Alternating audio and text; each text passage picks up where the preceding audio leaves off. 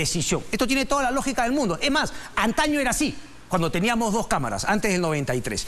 Puede ser cerrado el Senado, el presidente de la República solo está facultado para disolver la Cámara de Diputados, el Senado no podría ser cerrado. Aprobar, modificar o rechazar las propuestas legislativas de la Cámara de Diputados. Pero como dice, mejor no lo digo yo, sino los explica nuestro invitado, el doctor Natalian Primo. Natalia, doctor, muy buenas noches. Placer. Gracias por estar aquí. Adelante, por favor. Faltaba más, a la orden. Doctor Primo, a ver, ese punto, que es el que usted ha mencionado con más ahínco en sus declaraciones, aprobar, modificar o rechazar las propuestas legislativas de la Cámara de Diputados, ¿por qué esa función se tira abajo? Esta justificación que han querido dar respecto de que el Senado va a traer mayor reflexión a la creación de leyes en nuestro país. En primer lugar, porque la composición que se ha planteado para el Senado es una composición que podría ser una réplica de lo que es la Cámara de Diputados. O sea, podríamos tener un Senado con diputados a los cuales le llamamos senadores, porque se ha contemplado que de 60 senadores elijamos por lo menos, al menos, uno por cada distrito electoral. O sea, múltiple. O sea, que tú vas a tener 60, 27 por lo menos en distrito electoral como tú eliges a los diputados. Pero dice mínimo. Si fueran 2, tendrías, de 60, tendrías 54. Y te caerían solamente 6 elegidos por distrito único. Aclaración, por favor, doctor. Diferencia entre distrito único y distrito... ¿Cuál es el gran problema que se ha producido y que ha generado una gran debacle en el Congreso? Para la elección del año 2001 se cambió la ley orgánica y se dispuso que en vez de que los parlamentarios, los congresistas, sean elegidos a nivel nacional, ¿no es cierto?, se elijan por departamentos, que es lo que se llama distritos electorales. Pero nosotros tenemos 27 distritos electorales, porque tenemos, aparte de los departamentos, tenemos el Callao, la provincia constitucional del Callao, tenemos Lima provincias y tenemos la creación de los peruanos en el extranjero. Correcto. Ok, entonces, si tú vas a tener una cámara de revisión cuya composición es similar a la cámara de origen, estás creando pues un monstruo de 2 cabezas, ¿no? Entonces, en primer lugar hay un problema en la composición, ¿no es cierto? Okay. Que tú vas a repetir prácticamente lo que tienes en diputados en senadores. Y vas a tener en consecuencia uno que se llama diputado, otro que se llama senador, se llaman diferentes, pero que son elegidos de forma similar y que van a competir entre ellos. ¿Y cuál es el problema? Que esto aprobado establece que efectivamente la Cámara de Diputados es el que tiene la iniciativa. O sea, los proyectos nacen en diputados, muy bien, pero pasan al Senado. El Senado los puede archivar, los puede modificar íntegramente y lo que apruebe el Senado va al presidente de la República para su promulgación. Es decir que, para ponerlo en sencillo, diputados plantea que se cree un elefante. El Senado lo convierte en una hormiga. Lo que va a la presidencia es la hormiga. Entonces, ¿cuál es la reflexión que ha habido aquí? Hemos convertido prácticamente en Cámara única al Senado. Anteriormente, ¿cómo era? Y justamente, ¿qué es lo que se plantea cuando hay una bicameralidad? Hay mecanismos de coordinación, hay mecanismos de, diríamos, de insistencia de una Cámara con la otra. Es decir, un debate entre senadores y diputados. Por supuesto. Que en este caso no hay. No hay, y hay una omisión grosera. Fíjate, la ley de presupuesto. ¿Cómo se va a aprobar la ley de presupuesto? Por ejemplo, en la Constitución del 79 se contemplaba que cuando venía la ley de presupuesto, que presenta el Ejecutivo, se creaba una comisión mixta de diputados y de senadores. Esa comisión presentaba su dictamen y en una sesión conjunta de senadores y diputados se debatía y se votaba la ley de presupuesto. ¿Qué va a ocurrir hoy día? Que tú tienes, según el trámite de cómo se aprueban las leyes, porque no han creado la excepción, tú tienes que va a diputados, en diputados negociarán los diputados con el gobierno, después pasará esto al Senado, el Senado tendrá una discusión diferente, ¿cómo se llama?, con los representantes del gobierno, y esto irá pues a su promulgación. O sea, mira, esto es un monstruo, pero el monstruo es horrible, pero peor va a ser cuando camine. Cuando camine va a ser peor. O sea, va a destruir todo a su paso. Porque yo te voy a decir lo siguiente, fíjate, ¿qué va a ocurrir cuando el presidente de la República observe una ley? cuando observa una ley, retorna a la Cámara de Diputados. Y la Cámara de Diputados podrá decir, esto no tiene nada que ver con lo que yo mandé. Exactamente. Entonces, quien sostiene, porque yo he escuchado a varios congresistas que han dicho, no, aquí se fortalece el Congreso, es un absoluto ignorante. Bueno, del Congreso, digamos, no sorprende, pero hay otras voces que de alguna manera quieren rescatar algunos puntos como la reelección, pero pecan de entusiastas. Bueno, no han leído en detalle pues, el proyecto, ¿no? Y en todo caso, si el tema era la reelección, con la cual yo podría estar de acuerdo, o sea, si ese punto lo hubieran colocado, pero no una reelección con trampa. Porque si se dice, no, que queremos un Senado de 45 años, con gente ya, diríamos, con experiencia, no me pueden poner la excepción de que los actuales congresistas, que tienen 28, 29, pueden ingresar. Porque yo pregunto, ¿qué experiencia, qué diferencia, qué medalla pueden tener los actores parlamentarios respecto a, por ejemplo, un profesor universitario que puede tener 14, 15 años enseñando y que tiene 44 años? Pero perdón que le haga una... No, me queda claro ese punto. Usted también lo planteó justamente. Es como si usted para darle un brevete profesional exija que tenga usted multas. Ah, si tiene 15 multas, usted no va a pase, usted no. Porque la verdad, ser parlamentario en este Congreso es un demérito, no es un mérito. Actualmente. ¿No es cierto? Esa es la verdad. A ver, los hoy congresistas pueden postular a ser senadores, sí. Pero ¿pueden postular a ser diputados en el 2026? Pueden. O sea que ellos se han dado, digamos, sí. O sea, doble mérito, claro. Doble regalo. Sí. Poder ser reelegidos como diputados, sí. O poder ir a senadores. Sí, así es. Teniendo que evitar el tema de los 45 años. Pero eso, claro. Pero eso es un descaro absoluto. Y en cualquier caso han evitado los 45 años. Ahora, hay algo más grave, fíjate, para que tú veas cómo se ha discutido y aprobado esta reforma, que es una reforma constitucional que debería merecer el mayor detalle. Mira. 8 minutos. Aparte de 8 minutos, esto es lo que se votó. En 2 veces, este texto, sin un cambio ni de una coma, porque tú sabes que se puede cambiar después del debate, el presidente de la comisión puede hacer algún tipo en primera votación. Entonces, aquí se modificó el artículo 139, inciso 3. Ahí tienes tú el dato, ¿no es cierto? El 3. Ok. En una torpeza, porque el texto que está ahí colocado es del inciso 2, o sea que absurdamente se tiraron el inciso 3 y repitieron 2 veces el 2, pero en la autógrafa, sin que haya habido votación, pronunciamiento del Pleno, habiendo sido votado en 2 votaciones, se han dado cuenta del error y le han puesto el 2. O sea que ahí lo han corregido. Bueno, no, pero es que eso no es así tan fácil. O sea, ¿hay alguna, digamos, alguna opción de algún tipo de nulidad respecto de estos errores? Denuncia penal. De denuncia penal. Y ya hay casos anteriores. Yo recuerdo que se formuló una denuncia cuando se alteró la ley del Poder Ejecutivo. O sea, esto no es un tema de técnica legislativa.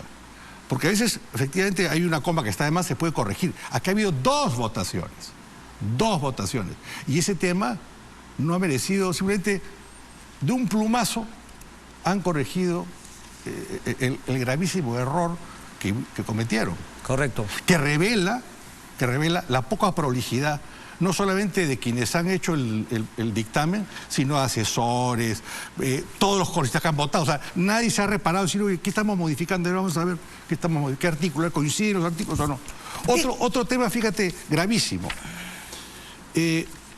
Por ejemplo, han establecido que la Cámara de Diputados puede convocar a sesión de Cámara de Diputados a los gobernadores regionales. Ok. Yo te pregunto, ¿para qué? ¿Acaso la Cámara los puede suspender? ¿Los puede inhabilitar? ¿Qué puede hacer? Nada. Es para tener circo. Vamos a tener simplemente convocando al gobernador de Arequipa, de Piura... O sea, más politiquería, más circo de mala calidad. Circo. Déjeme hacerle una pregunta, doctor. Sin que puedan hacer nada sobre eso. Sin que puedan hacer nada, porque no lo pueden ni suspender ni los pueden inhabilitar. O solamente circo para hablar. Un artículo muy interesante hoy en el diario La República, Alejandro Boyco, de 50+1, ¿no? También en la línea el Senado todopoderoso que nos acecha. Y obviamente cuando la pregunta respecto a este tema de la reflexión, ¿no? Y por qué no estaría como era antaño, como era ¿no? En otros congresos, en otros, digamos, congresos bicamerales, que si es que el Senado quiere hacer observaciones, luego regrese, claro, y se genere este debate público, transparente, etc. O hay una comisión de coordinación. Y la respuesta parafraseando a los congresistas Patricia Juárez y Gladys Echaíz, no vaya a ser que vaya a demorar en exceso el proceso legislativo. Cuando usted lee esto, le queda claro que, digamos, la reflexión no es el espíritu de esta ley. No, además, le voy a decir lo siguiente. El hecho que haya una segunda cámara, y menos con la composición que tiene la de aquí, es que haya reflexión. Porque usted la reflexión no la hace bien porque tenga dos cámaras, sino las constituciones serían pues con 5 o 6 cámaras. Correcto. Y da la casualidad que en toda la historia del mundo... ¿Por qué entonces surge la reflexión? No, muchas veces el Senado surge como un mecanismo de contrapeso a diputados, sobre todo en países, por ejemplo, federales. Okay. ¿No? Entonces, en Estados Unidos, usted tiene un sistema de elección para la Cámara de Representantes y otro en el Senado para compensar. Tal cual. Pero el Perú no es un país federal, es un país unitario. Nosotros tenemos un régimen unicameral, porque la Carta del 93, diríamos, ponía énfasis en otra cosa que ha fracasado, que era la descentralización. Okay. Entonces le daba a los consejos municipales y a los consejos regionales la función de dar normas con rango de ley, igual rango que las leyes del Congreso, para que los temas locales vayan ahí. Pero claro, cuando cae el gobierno Fujimori, en ese ánimo de cambiarlo todo y de criticarlo todo, se pasa a que el Congreso unicameral pase a ser elegido en distrito múltiple. Entonces tiene usted que hoy día prácticamente los temas que se deberían ver en los consejos regionales los ve usted en el Congreso. ¿Quiere decir entonces que desde su punto de vista, doctor Amprimo, de ninguna manera el Perú está preparado o podría sacar provecho de una bicameralidad? ¿O es la manera como se ha planteado esta bicameralidad? Mira, yo creo que mucha gente que aplaude esta reforma es o gente que quiere que haya más sitio para ingresar al Congreso. Okay. O gente que vive del diezmo parlamentario, porque hay conocido que hay partidos que viven del diezmo. Viven de eso, claro que sí. O hay sectores que quieren que no salga ninguna ley de Congreso, que quieren paralizar toda actuación del Parlamento.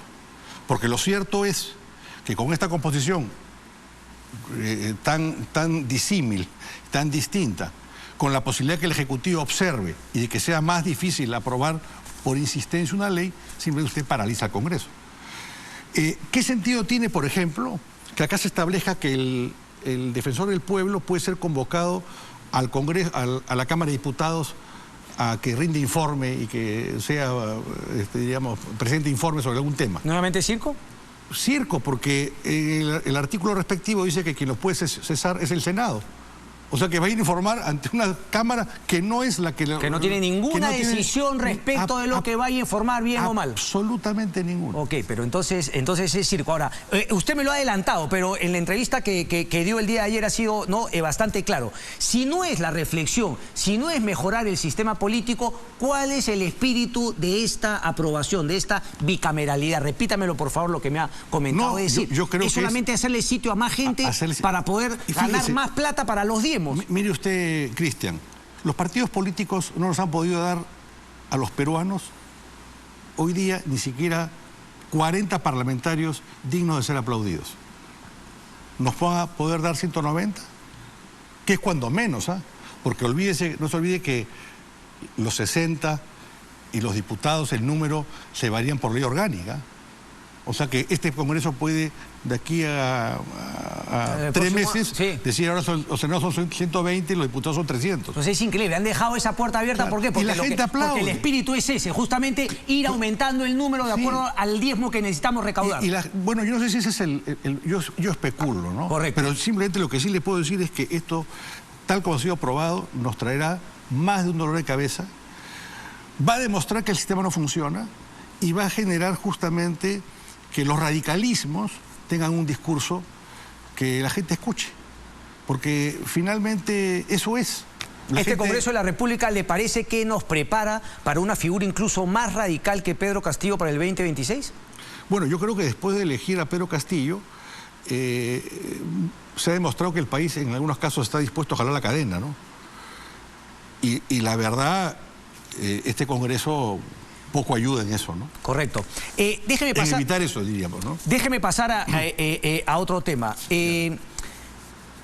Habló de la Junta Nacional de Justicia también en esta entrevista. Y dijo que estaba, a favor de la suspensión, de la destitución, pero que incluso le hubiese gustado que sean los 7. Ahora, déjeme retomar un poco lo que mencioné de Víctor Andrés García Belaúnde hoy en entrevista en Diario Expreso. Entonces, ¿cómo de alguna manera hacer coincidir este Congreso, el cual usted me ha dicho que ni siquiera le da 40, ¿no? que puedan ser aprobados, ¿no? mínimamente calificados, con este tema de ver que 130 congresistas, el nivel que tenemos, con el espíritu que parece ser reformas como la bicameralidad, terminan destituyendo a 2 miembros de la Junta Nacional de Justicia? Bueno, pero es que en ese caso han acertado, pues.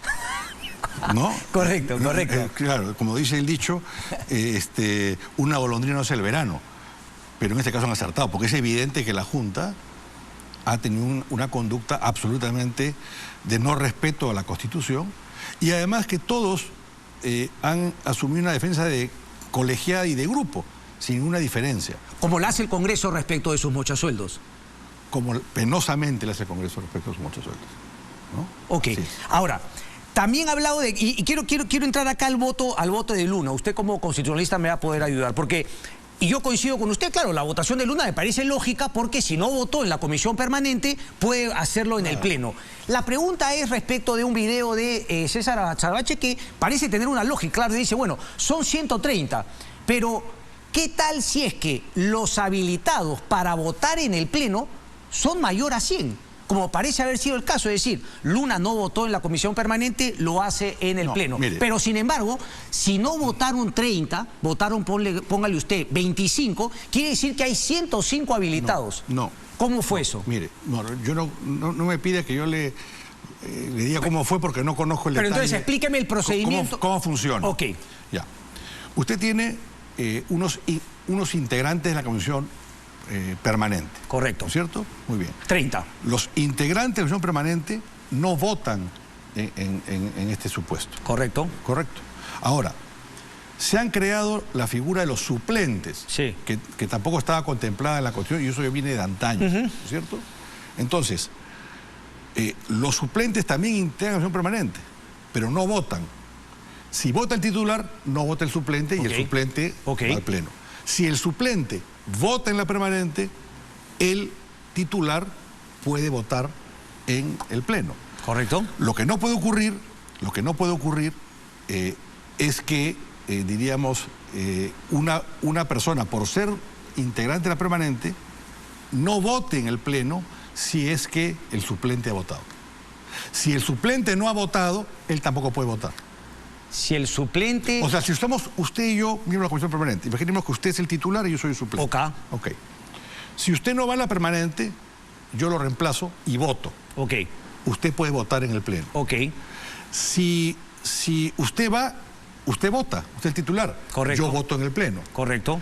Si usted no va y yo tampoco voy, yo voto en el Pleno. Usted no puede votar.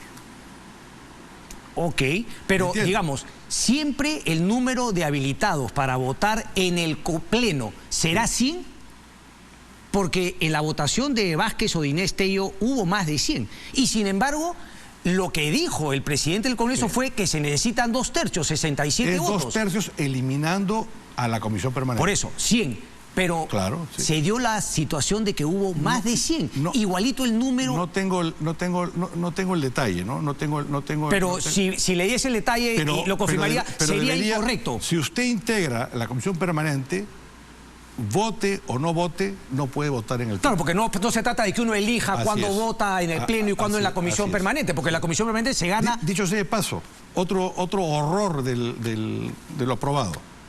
Si usted ve ahí, se dice que la comisión permanente está conformada por igual número de diputados y de senadores, ¿no es cierto? Pero dice que la presidencia es alternada, o sea, en un periodo de Senado es el presidente del Senado, en otro es el presidente de diputados. Entonces no puede ser igual número, pues, de diputados y senadores, porque quien integra la comisión permanente es la Junta Directiva. Pero es una barbaridad, entonces... O sea, es una falta de prolijidad, es diríamos, un proyecto hecho... por estos congresistas. Sí, pero yo le digo lo siguiente, mira. O sea, hasta para hacer lo que uno... O sea, ellos quieren reelegirse. Ellos quieren ampliar el número. Lo pudieron haber hecho mejor. Háganlo bien, por lo menos, Ok. pues, ¿no? O sea, mira, ya, si finalmente... No se puede corregir nada de esto por reglamento, por decreto, no. Hay muchas cosas que han delegado los reglamentos, Sí. ¿ya? Pero si usted lee un artículo, se dice que cada Cámara es autónoma en aprobar su reglamento. ¿Y qué va a pasar cuando el reglamento de la Cámara de Diputados no coincida con el reglamento de la Cámara de Senadores? Correcto. Por eso es que la Carta del 79, en temas de que tenían que actuar las dos cámaras, establecía eso en la Constitución. Porque hay normas que no puedes tú dejar a que después cada uno vea cómo lo hace. Correcto. Y yo veo mucha gente que dice, no, pero bueno, hay que avanzar, hay que, diríamos, en el camino se va arreglando. Bueno, esa es la tesis de los mediocres. Tal cual. Solamente una última. ¿Tiene sentido decir que la fiscal Dilia Espinosa no puede investigar a los congresistas? Bueno, los congresistas no tienen inmunidad, pero sí son aforados. Sí, pero el fiscal de la Nación puede delegar... Bueno, tendrá que ser por instancia tal, y si van a hacer una intervención, tendrá que haber un mandato judicial. Ah, no, claro que sí, pero bueno. es una torpeza decir que solamente la fiscal. No, por supuesto. Bueno, es de este Congreso. Claro. Natalia Amprimo, un placer como siempre, doctor. Muchísimas gracias. Aquí le devuelvo sus hojas. Un placer. Muy bien, un gusto.